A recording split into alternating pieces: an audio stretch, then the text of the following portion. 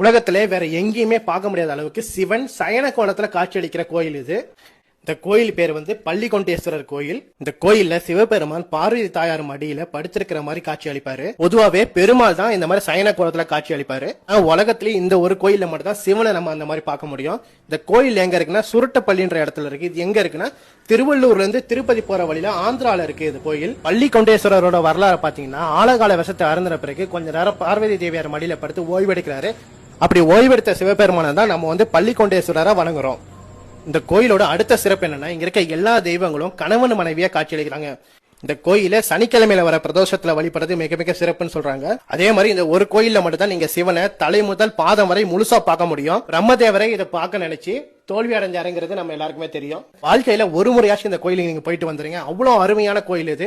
கோயிலோட location, address எல்லாமே நான் டிஸ்கிரிப்ஷன்ல கொடுக்குறேன். இந்த வீடியோவை உங்க ஃப்ரெண்ட்ஸ் கிட்ட ஷேர் பண்ணிக்கோங்க. இந்த மாதிரி அற்புதமான வீடியோக்கள் பார்க்கணும்.